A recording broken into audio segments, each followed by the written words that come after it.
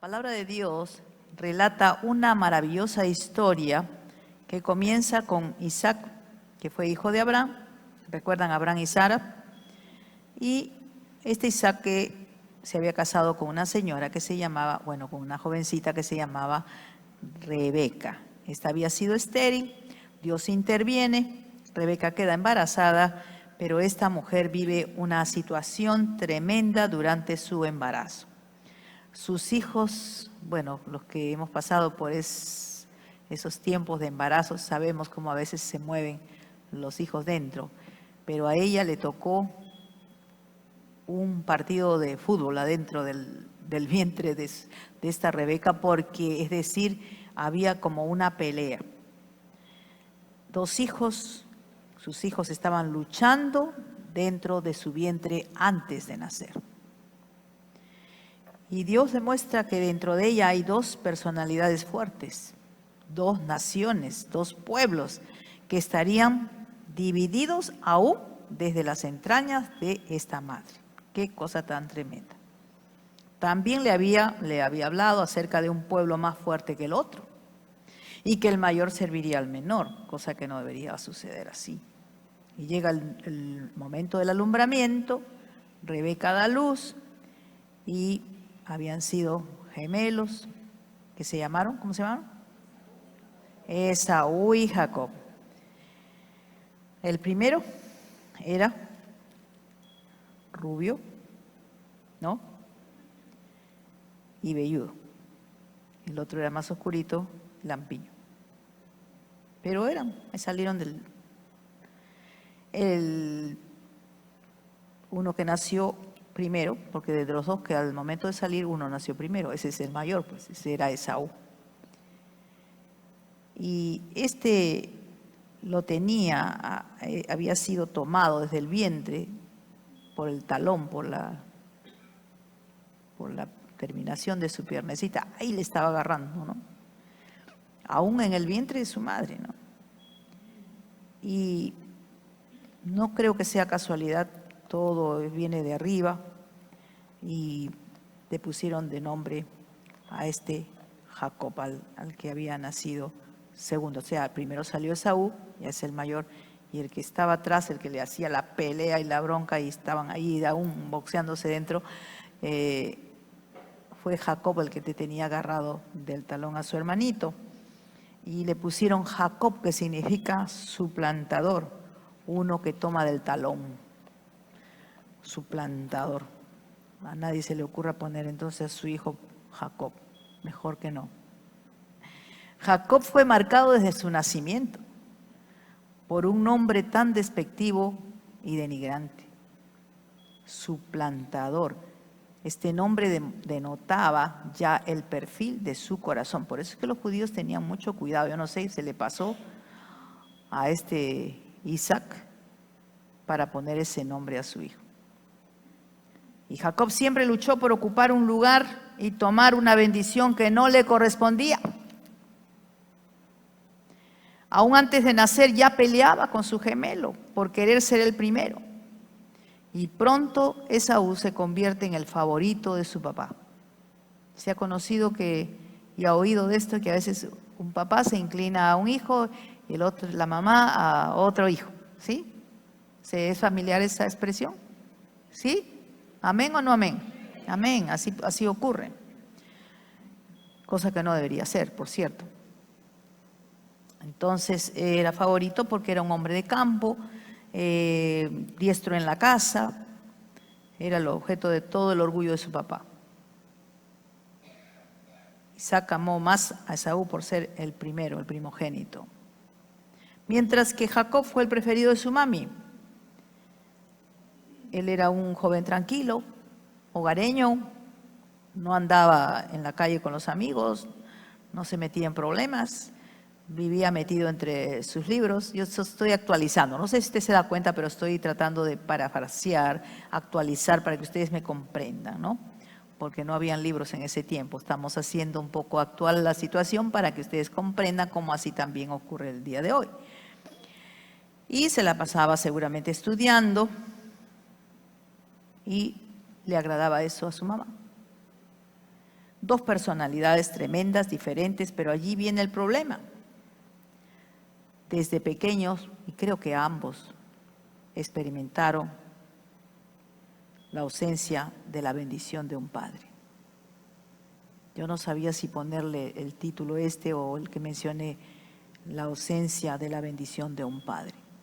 Y a veces el padre no puede bendecir porque no tiene nada que hacer, no tiene nada que sacar, o porque tiene tantas cosas almacenadas en su corazón está lejos, percibe la vida de una manera y lo que menos quiere es bendecir a su hijo. Hay padres que con sus actitudes, con sus decisiones, hacen maldición para sus hijos, no le traen bendición.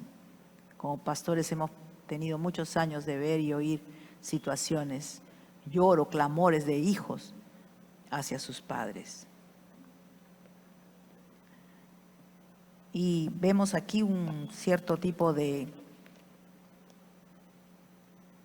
preferencia para un hijo. Y yo quiero que abran sus Biblias en Génesis 25. Este Esaú que se crió como un niño que no quería ser el último, sino quería ser el primero. Génesis 25, del 29 al final. Génesis 25, a partir del verso 29. Dice la palabra del Señor: y quiso Jacob un potaje, y volviendo Esaú del campo, cansado, dijo a Jacob, mire, cuando usted esté cansado no tome decisiones ni pida nada, porque se equivocó por estar cansado. Dijo a Jacob, te ruego que me des a comer de ese guiso rojo, pues estoy muy cansado. Por tanto fue llamado su nombre Edom.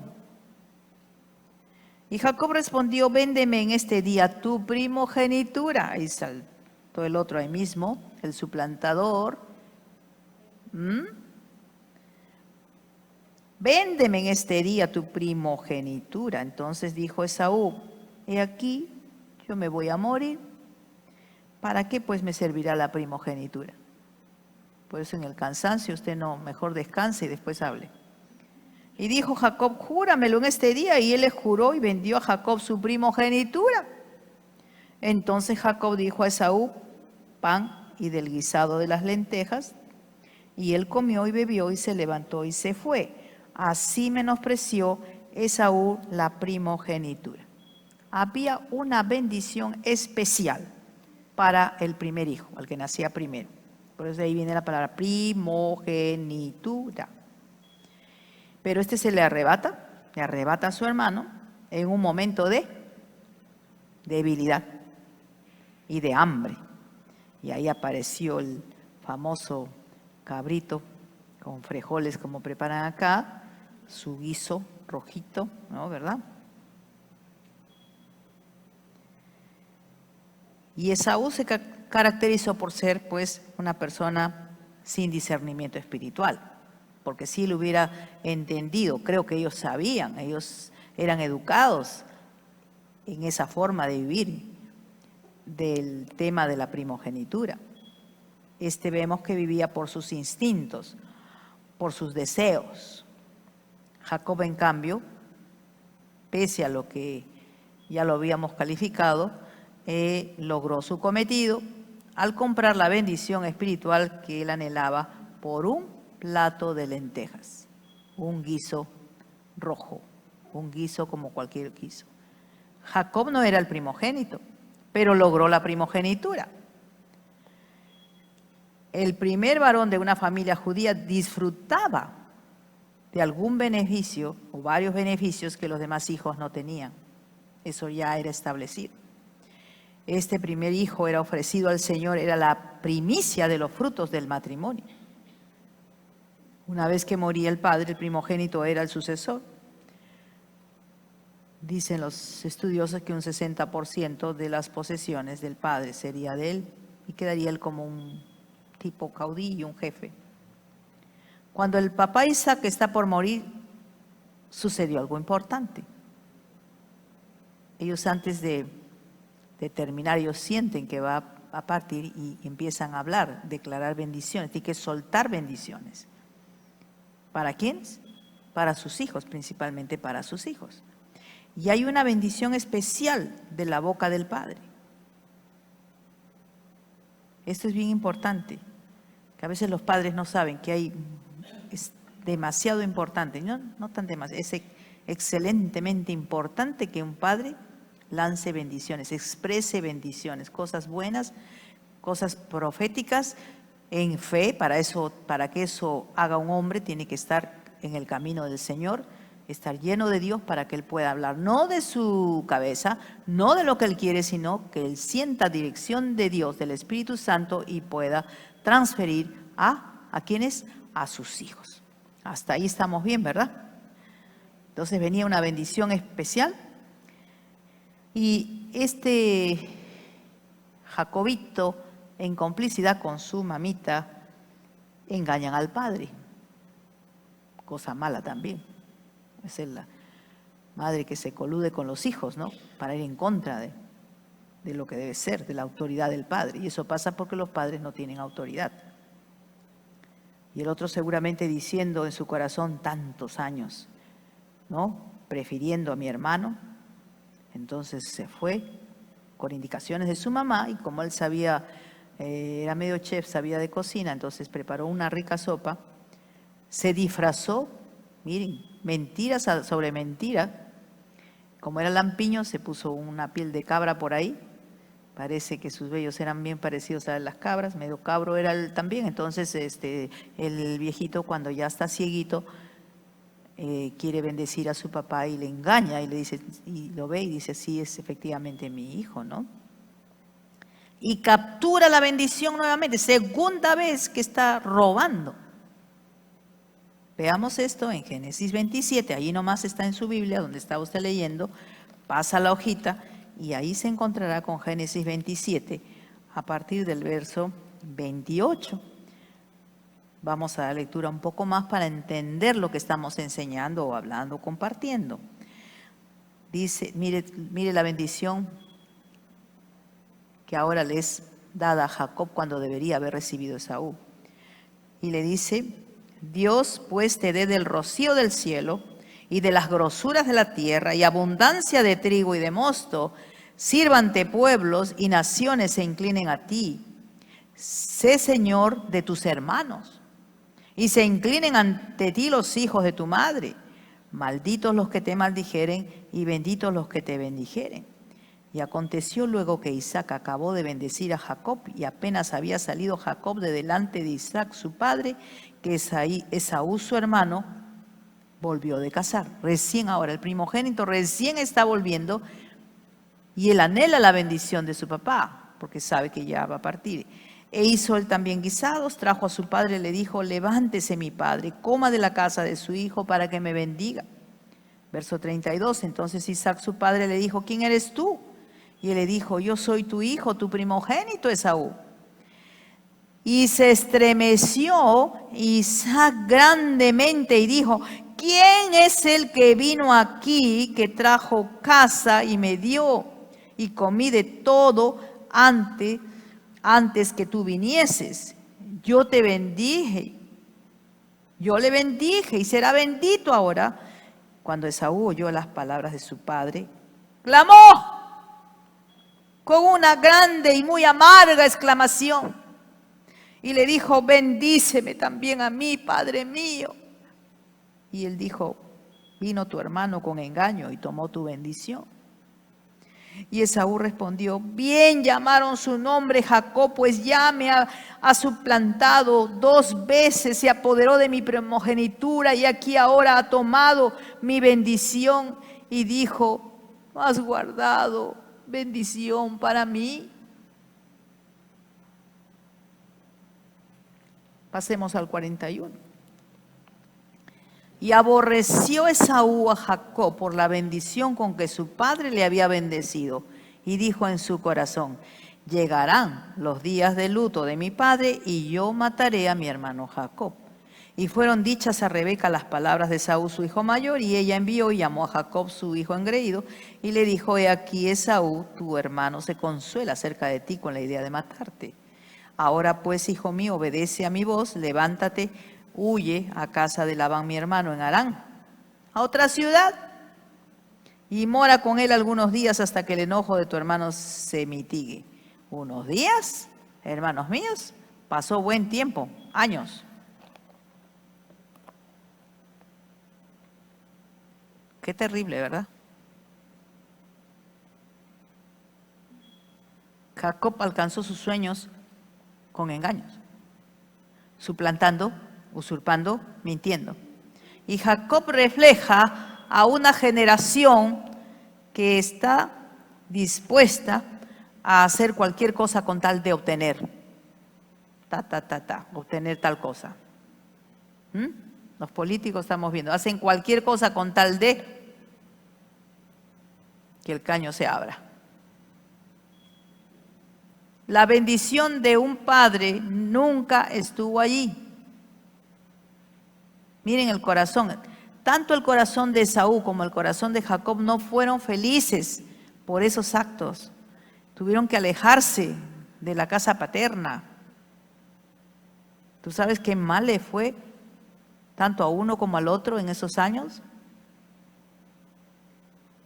Jacob era un niño que buscaba la bendición de un padre, pero estaba arrimado o estaba más cerca del faldillín de la madre. Hay hijos que están muy dependientes también, extremadamente, enfermizamente, cuando no debería ser así. Es el modelo de una generación como la nuestra, carente de amor de un padre. Yo tengo autoridad para hablar de esto, porque por el colegio veo la ausencia del amor de padres. Y los chicos son así, ya sabes, porque no tienen el amor de un padre. No conversan los padres con sus hijos. Están ausentes, están en el trabajo, están en cualquier sitio, están viajando, están en cualquier parte. Viven su vida, pero no están con los hijos. ¿Para qué crees que Dios te dio hijos?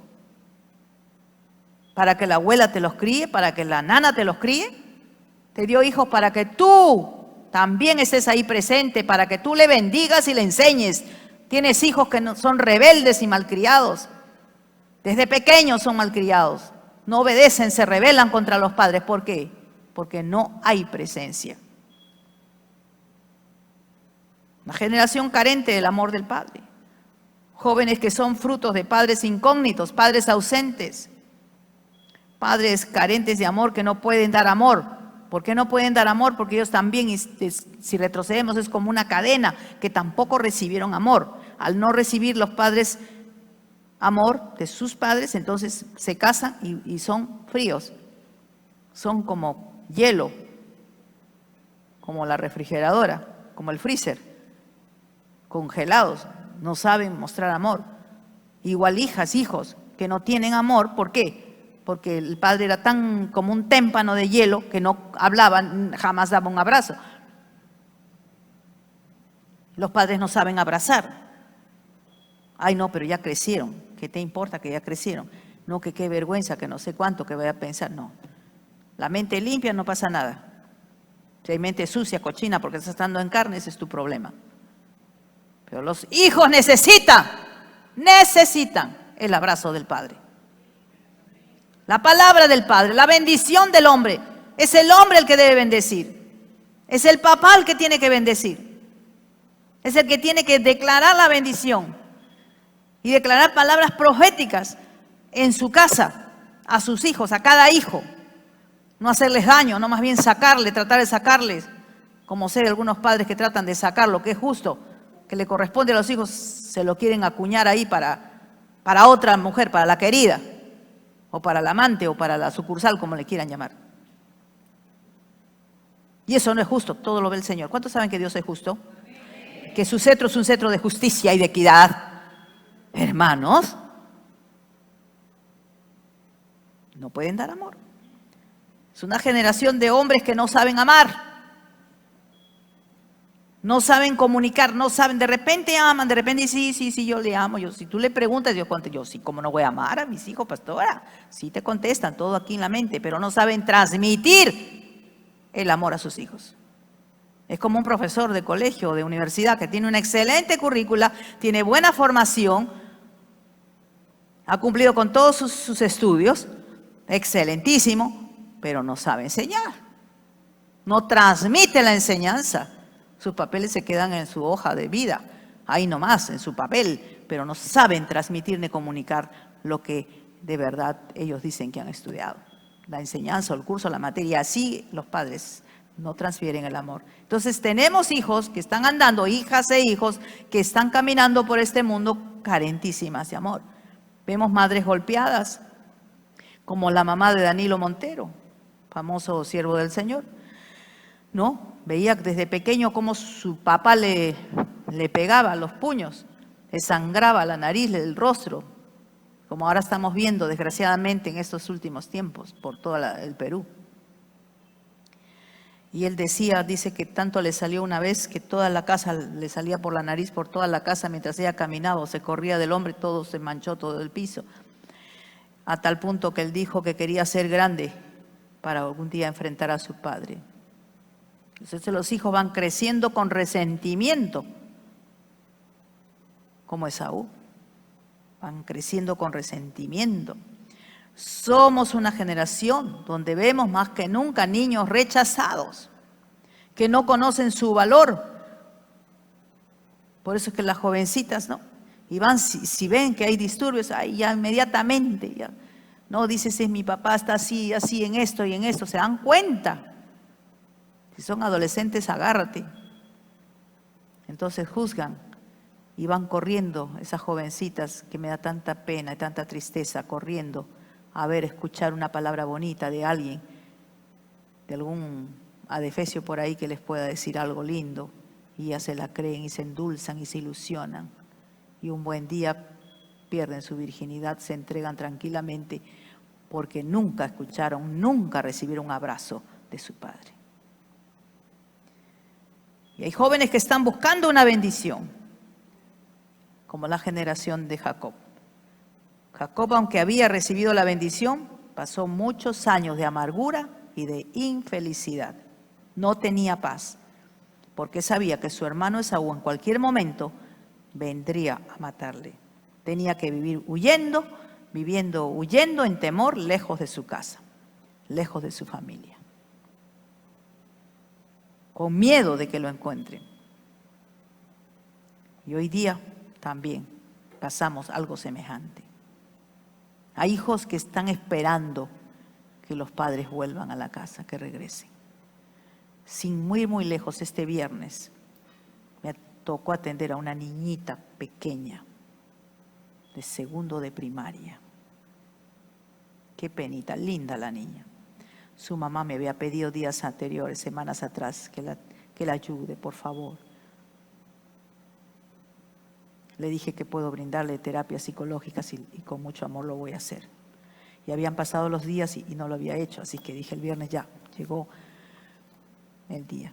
Mandé llamarla y vino, una preciosa niña. Yo sabía por su mamá que el padre la había abandonado, las había abandonado. Y cuando converso con la niña, con qué inocencia y con qué tristeza al mismo tiempo, me dijo que ella extrañaba mucho a su papá, que su papito había tenido que salir a trabajar, pero que ya seguramente iba a volver. Y cuando dijo esas palabras, yo estaba orando en lenguas mientras estaba la niña hablando. Le dije primero, hazme un dibujo de tu familia, dibújame acá, porque de ahí se sacan muchas cosas por los dibujos. Y le di la interpretación, muchas cosas me las guardé acá en el corazón y pude, de acuerdo a eso, hablarle.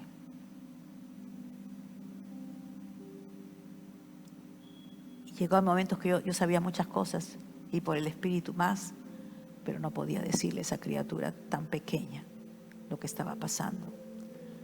Pero le dije, le cogí sus manitas chiquitas y le dije, hijita, vamos a orar, ¿quieres? Vamos a orar. Y ese viernes yo vi algo maravilloso. Cuando yo estaba hablando así, la niña empezó a llorar. Le agarré sus manitos pequeñas y empecé a orar bendición por la mamá, por el papá, para que le conozcan. Ya la mamá conoce al Señor, para que el papá conozca de Cristo. Y hablé de Jesús y también la bendije a ella y a su hermanito. Y la niña tenía mucha tristeza de tantos días que ya no lo veía ni le llamaba. Entonces oré para que ese hogar, Dios hiciera cosas lindas en esa familia. Cuando estoy saliendo el día viernes terminando la actuación, no terminando, antes de terminar la actuación, me llevé una gran sorpresa. No pensé, porque este hombre ya estaba lejos. Cuando veo a la misma niña saltando de la mano de un hombre, pensé que era un tío. Me acerco y le acaricio y le digo, hola. Ay, dice ella, papá, es mi directora. Y entonces yo empecé a hablar, dije, Dios mío, esto no lo pensaba, que tan pronto el Señor iba a contestar, pero mire, fue movido el hombre, porque habíamos orado temprano y la actuación era 2-3 horas después. El Señor movió algo en su corazón que vino, porque hay padres sinvergüenzas que ni siquiera vienen a la actuación del Día del Padre y tienen sus hijos acá. Entonces los hijos se sienten mal, se sienten desmotivados. Dicen, no se preocupan, no tienen interés en mí, no valgo seguramente yo nada, por eso es que no se preocupan por mí.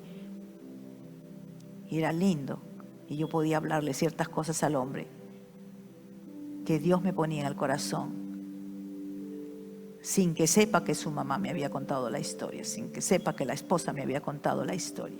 La niña no había contado, la mamá había contado toda su historia, pero lo tenía aquí. Es una sola niñita que lloraba por la ausencia de papá. Tú sabes que yo diría, me atrevo a decir que en 80% de niños están abandonados. Aquí nomás. Ahora imagínate por donde tú vives, alrededor tuyo. ¿Cómo están esos hijos? Hijos que están abandonados, que no reciben el amor de su papá. No reciben el amor de su papá. Están preocupados más en el trabajo. Están preocupados, se han metido en deudas, no saben cómo pagar. Están cabezones, están por todo, pero no le viene la bendición porque no cumplen. Hoy todos queremos un papá que nos ame, ¿verdad? ¿Quieren un papá que les ame? Amén, yo quiero un papá que me ame.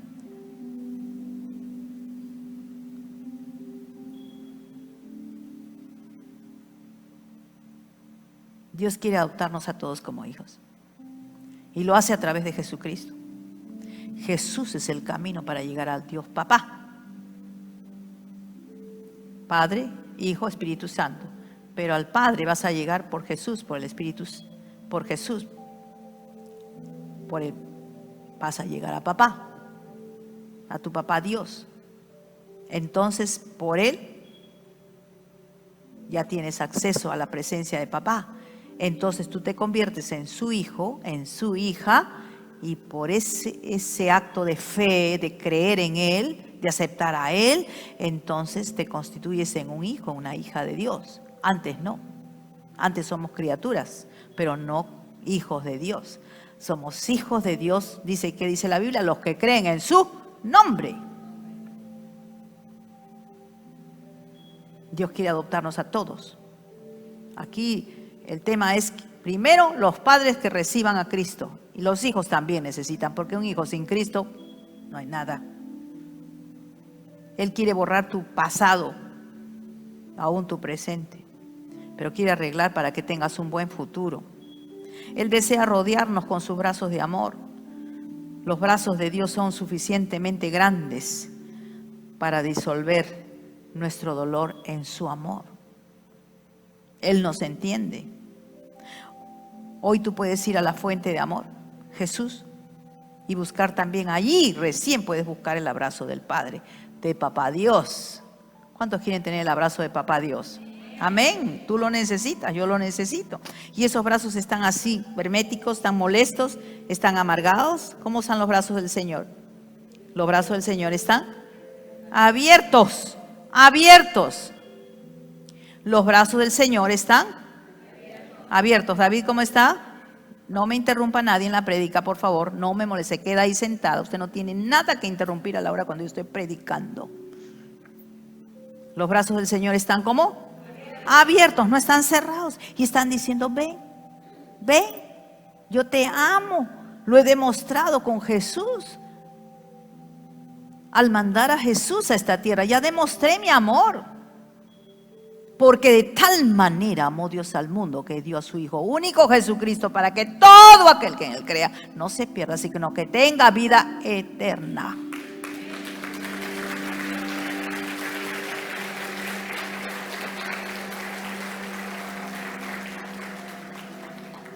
El Señor nos entiende. Y hoy tienes que ir a la fuente de amor, Jesús. Y ahí buscamos el abrazo del Padre. Dios también te dice, yo estuve allí, aún no me conocías, no sabías de mí, pero siempre estuve contigo. Porque el Señor dice en su palabra que Él ha estado, que es nuestro embrión han visto sus ojos. O sea que desde que éramos un punto en el vientre de nuestra madre, antes de nacer ya nos había seleccionado también, nos había escogido, nos había predestinado. Ahora tú necesitas, hoy tiene que ser un día de encuentros.